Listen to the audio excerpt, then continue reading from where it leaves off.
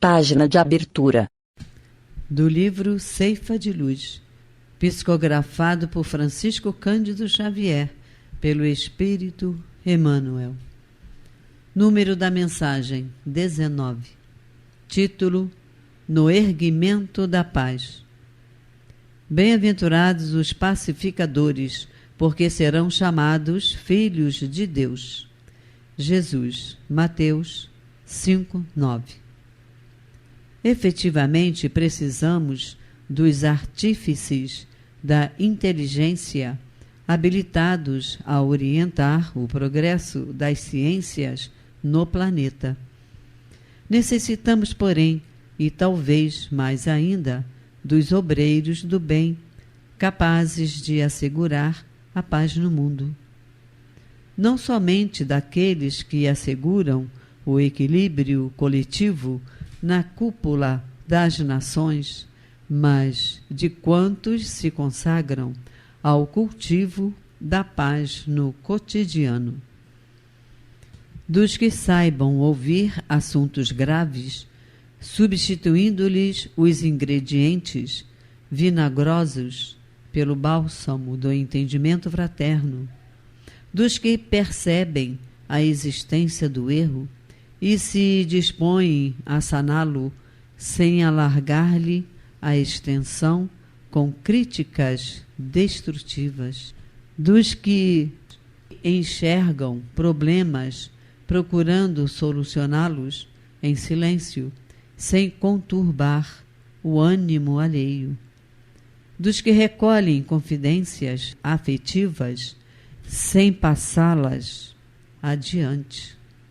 Dos que identificam os conflitos dos outros, ajudando-os sem referências amargas. Dos que desculpam ofensas, lançando-as no esquecimento dos que pronunciam palavras de consolo e esperança, edificando fortaleza e tranquilidade onde estejam. Dos que apagam o fogo da rebeldia ou da crueldade com exemplos de tolerância. Dos que socorrem os vencidos da existência sem acusar os chamados vencedores. Dos que trabalham sem criar dificuldades para os irmãos do caminho. Dos que servem sem queixa.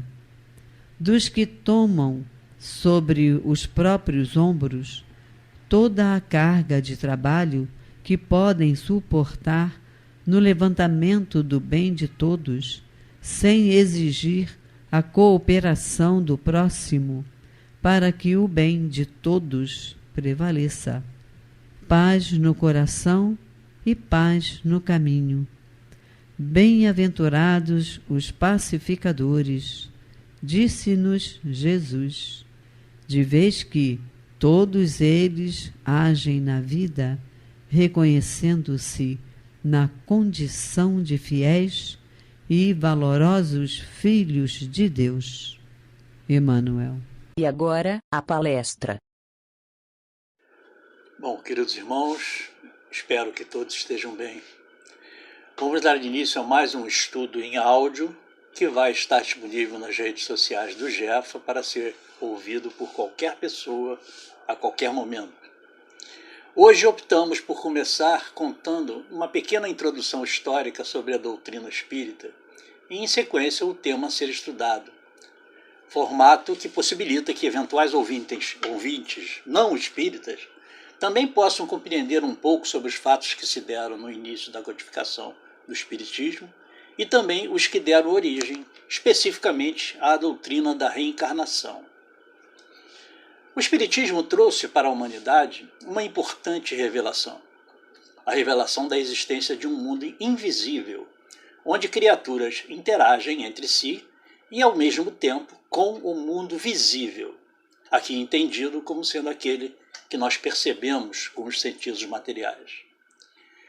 Essa particularidade da revelação espírita reveste-se de altíssima importância para a vida humana em geral, alterando substancialmente o seu foco, o foco da vida, que vai progressivamente deixando de ser exclusivamente voltado para o bem-estar material.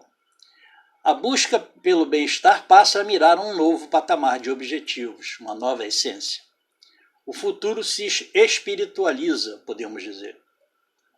A vivência dos princípios esposados pela doutrina espírita terá, portanto, forte influência no futuro da humanidade e não poderia ser de outra forma, eis que, na qualidade de consolador prometido por Jesus, o Espiritismo se fundamenta nas bases do ensinamento cristão, em especial no amar ao próximo como a si mesmo e no não fazer aos outros o que não gostaríamos que os outros nos fizessem.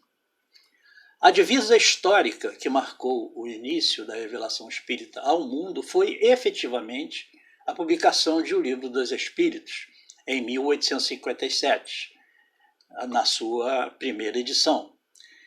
E foi o primeiro livro da codificação kardeciana em cujas páginas foram lançadas as bases filosóficas que constituíram o meio mais efetivo já encontrado para a compreensão do amor e da justiça de Deus. Compreensão essa, diga-se de passagem, que é inatingível para os que creem na unicidade da existência e na destinação definitiva da alma após essa única experiência na carne. Para estes, seriam céu ou inferno, eternos, né? A depender do caráter das ações cometidas aqui na Terra.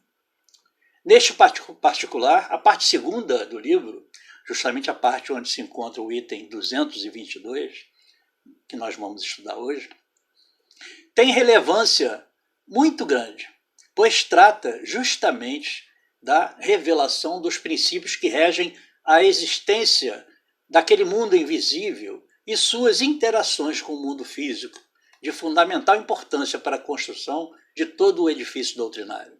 Dessa forma, para os que aceitam as novas ideias, algo que no passado era, suponhamos assim, muito pouco compreendido, se transforma em convicção, a partir da constatação de que a vida continua mesmo e de que o destino do homem não está definitivamente traçado após a sua morte. Não mais a dúvida quanto ao nosso futuro.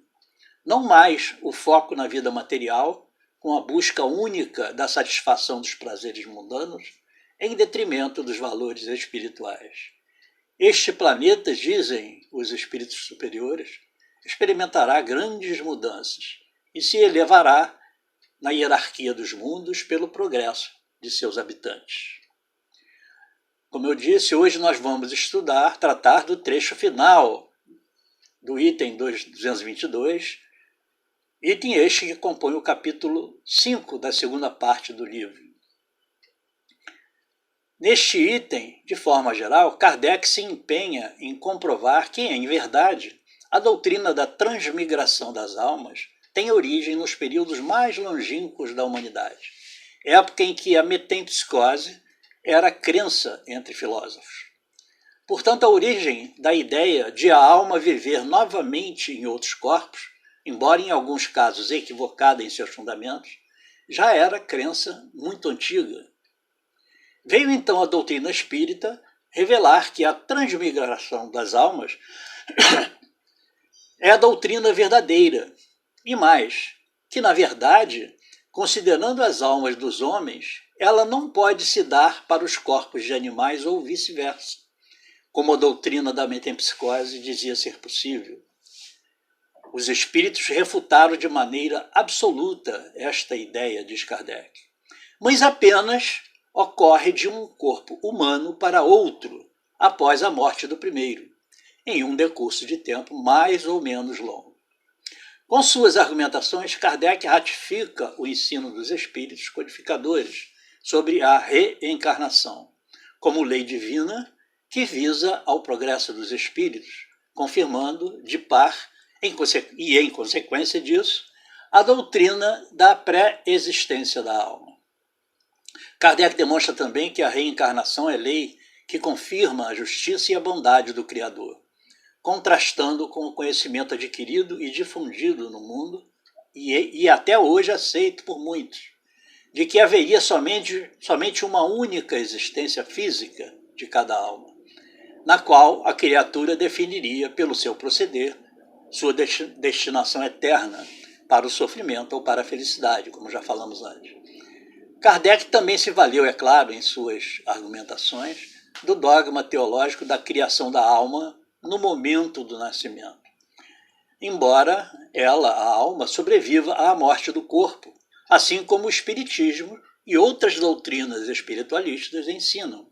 Ou seja, a alma subsistiria à morte do corpo, mas não pré-existiria ao nascimento do ser. Assim, Kardec produz um interessante material, colocando à prova, através de argumentações específicas, o princípio da pré-existência, imortalidade e progresso da alma, utilizando-se de lógica e bom senso, propondo argumentações retóricas contra e a favor da reencarnação, como objetivo lógico, de comprovar, através do raciocínio dialogado, que a crença na pluralidade das existências é mais conforme à justiça de Deus.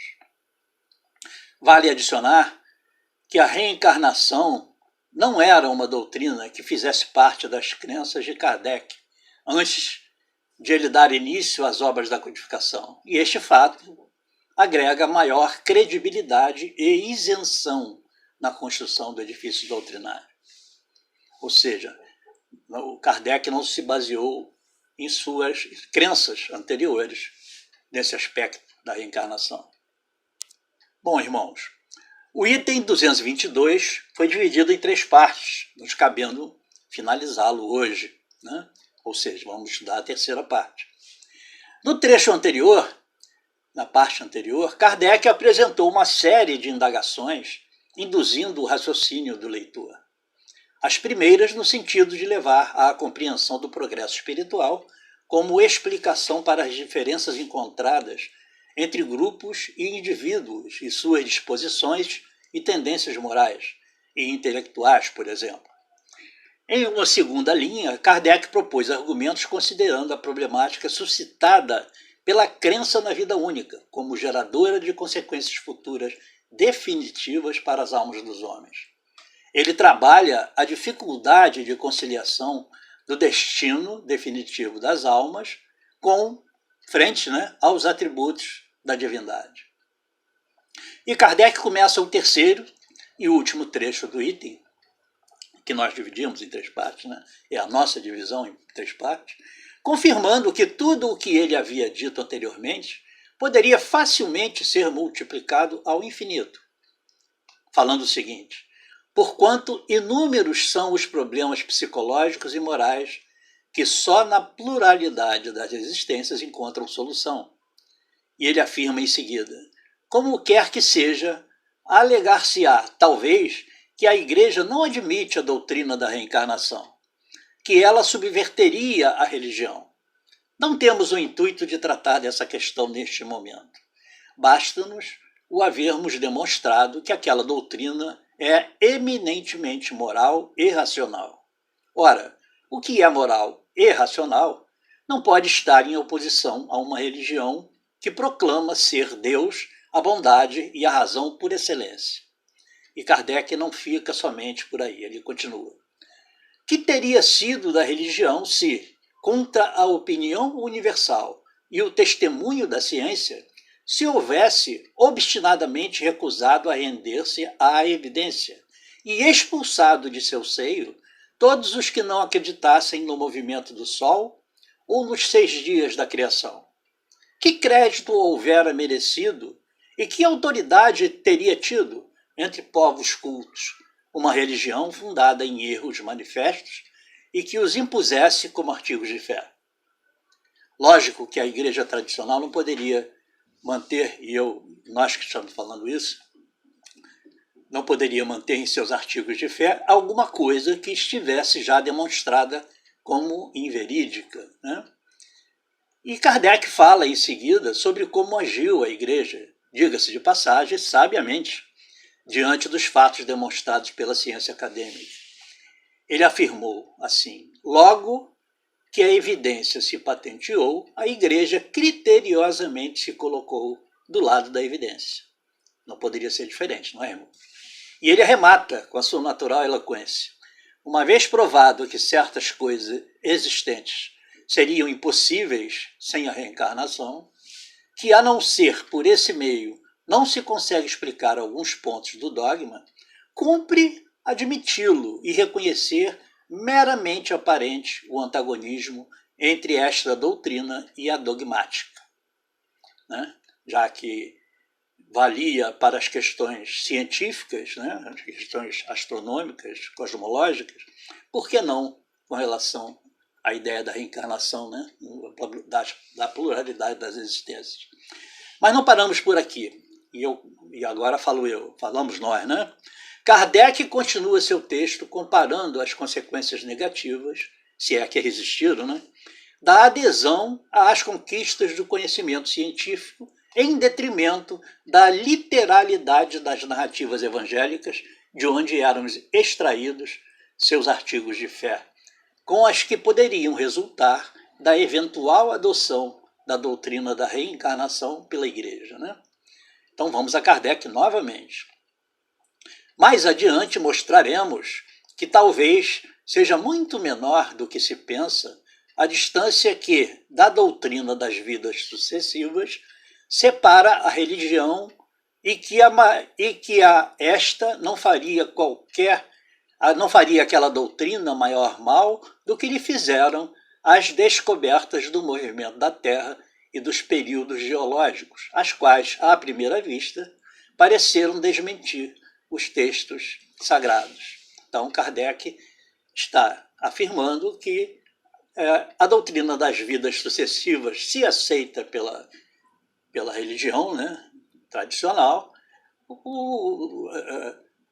esta não seria tão afetada ou mais afetada do que foi quando a Igreja aderiu à ideia, né, às descobertas científicas com relação, por exemplo, do movimento da Terra, dos períodos geológicos, como ele fala, né, que aparentemente desmentiam literalmente os textos sagrados, né, a Bíblia, né, lá no início do Pentateuco, né?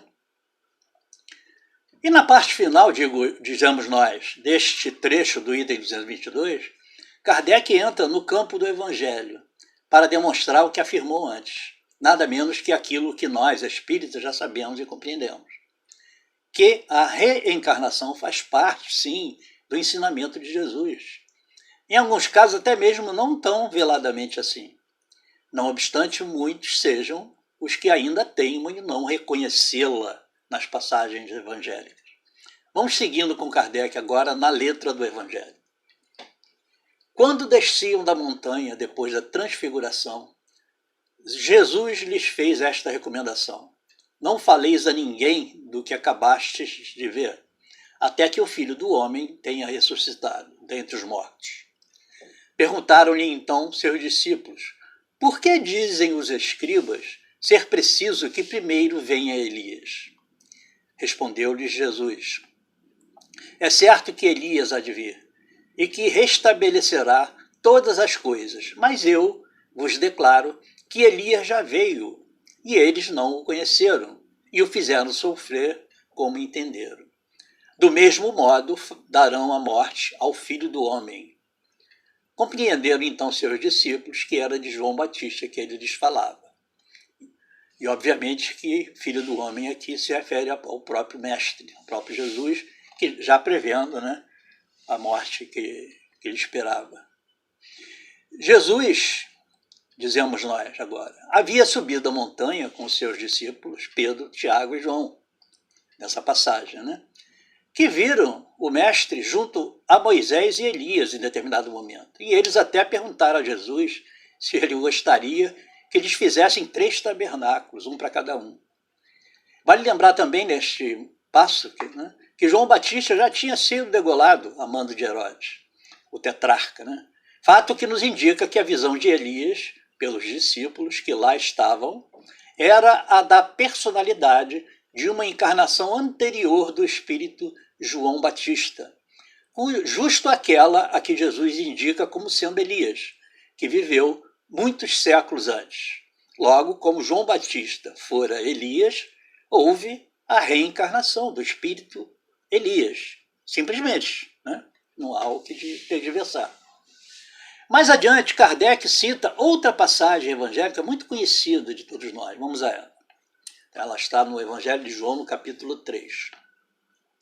Respondendo a Nicodemos, que era membro do Sinédrio, disse Jesus: em verdade te digo, que se um homem não nascer de novo, não poderá ver o reino de Deus.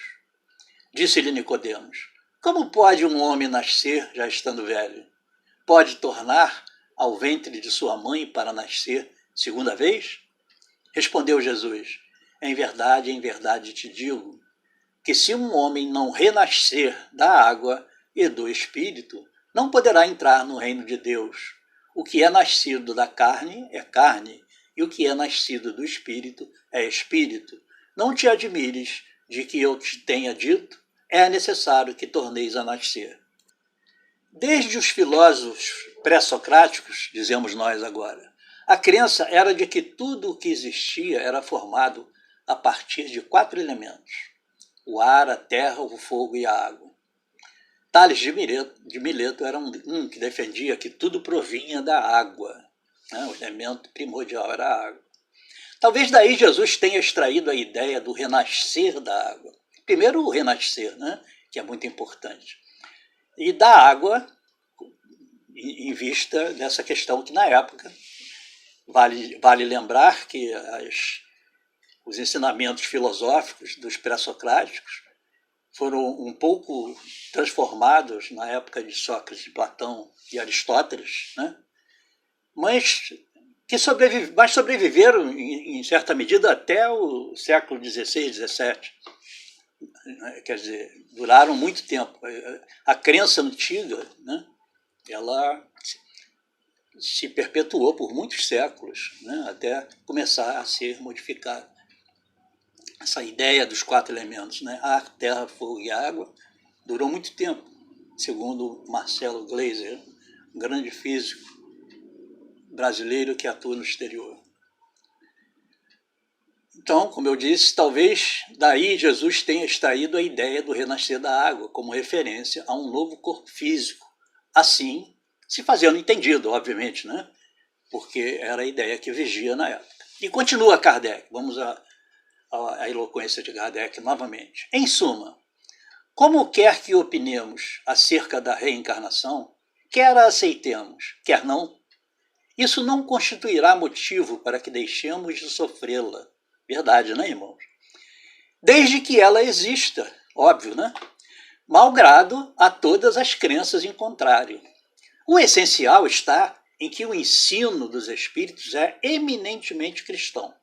Apoia-se na imortalidade da alma, nas penas e recompensas futuras, na justiça de Deus, no livre-arbítrio do homem, na moral do Cristo. Logo, não é antirreligioso, né? Não seria antirreligiosa essa ideia. Kardec explica depois, dizemos nós, que todo o raciocínio por ele demonstrado acerca da pluralidade das existências e suas consequências não estava fundamentado em considerações doutrinárias, e nem é porque vieram de espíritos que ele se fez adepto delas. Na verdade, diz Kardec, é porque essa doutrina nos pareceu a mais lógica e porque só ela resolve questões até então insolúveis. É bom relembrar o que eu disse lá atrás, que Kardec, no início, né, do nosso estudo, que Kardec nem conhecia, nem acreditava, nem fazia parte das suas crenças a reencarnação antes dele começar a codificação doutrinária. Ele foi sendo convencido pela lógica e como ele coloca aqui, pelas consequências que decorrem da lógica dessa ideia, né? E diz Kardec mais adiante, tê-la-íamos repelido, mesmo que provindo dos espíritos, isso tudo é importante, é muito importante, esse trecho, se nos parecer a contrária à razão, como repelimos muitas outras, pois sabemos, por experiência, que não se deve aceitar cegamente tudo que venha deles, né? Dos espíritos, no caso.